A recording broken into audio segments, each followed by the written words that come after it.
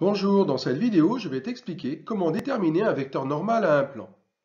Ne pas confondre avec la vidéo précédente où le vecteur normal était donné. Ce coup-ci, ce sera à toi de te débrouiller tout seul. Tout ce que tu connais, c'est le plan. C'est forcément un peu plus compliqué, mais ne t'inquiète pas, je vais te guider. Allez, go! Considérons l'exemple suivant.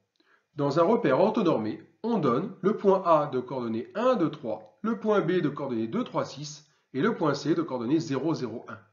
Déterminer un vecteur normal au plan ABC. Vérifions d'abord que ABC est effectivement un plan. Pour cela, il suffit de montrer que les points ABC ne sont pas alignés, ce qui équivaut à dire que les vecteurs AB et AC ne sont pas collinéaires. Par le calcul, on trouve vecteur AB qui a pour coordonnées 1, 1, 3.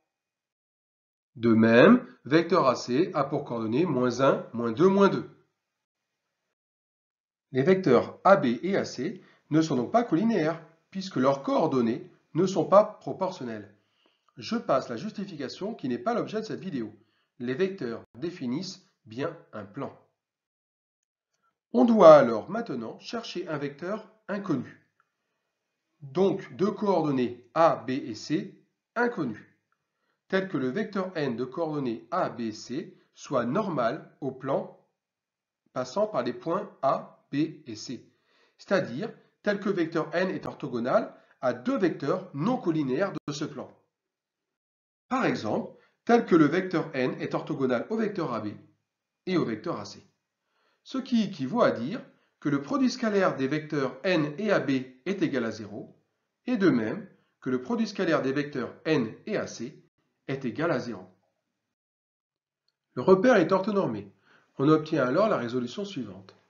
Le système formé des équations le produit scalaire du vecteur n et du vecteur AB est égal à 0 et le produit scalaire des vecteurs n et du vecteur AC est égal à 0 est équivalent à, en appliquant la propriété du cours vecteur AB scalaire vecteur CD est égal à x plus y plus zz', où le vecteur AB aurait pour coordonnées x, y, z et le vecteur CD x', y', z', puisqu'on est dans un repère orthonormé.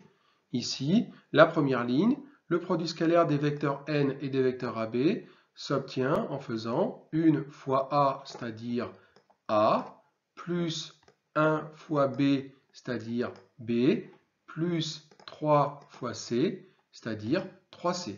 Le produit scalaire est donc A plus B plus 3C, et ce produit scalaire est censé être égal à 0, d'où l'égalité égale à 0.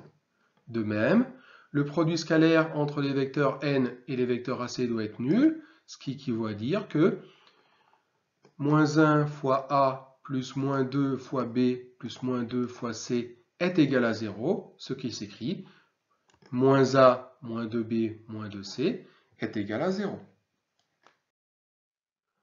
En conservant la ligne 1 et en remplaçant la ligne 2 par la somme des deux lignes du système, on obtient A plus -A qui vaut 0, c'est le but. Le but était d'éliminer une inconnue. B plus -2B moins B, 3C moins 2C plus C, qui est égal à 0. La deuxième ligne devient B égale C, et en remplaçant B par la valeur C, puisque B est égal à C, dans la première ligne s'écrit A plus C plus 3C, autrement dit A plus 4C égale à 0. Le système est alors équivalent à A égale moins 4C et B égale C. Un vecteur normal cherché a pour coordonnées ABC, avec petit a qui est égal à moins 4c et petit b qui est égal à c. Donc le vecteur n a ses coordonnées qui peuvent s'écrire moins 4c, puisque a vaut moins 4c, c, puisque b vaut c, et c. Il y a donc une infinité de vecteurs n qui peuvent être solutions. Peu importe la valeur de c que vous allez choisir, tant que cette valeur de c est non nulle, vous allez obtenir un vecteur n qui serait solution. On pourrait choisir par exemple c qui vaut 1, on aurait le vecteur n qui aurait pour coordonnées -4, 1, 1. c qui vaut 2, -8, 2, 2. C équivaut 3, le vecteur n aurait pour coordonnées moins 12, 3, 3, etc., etc.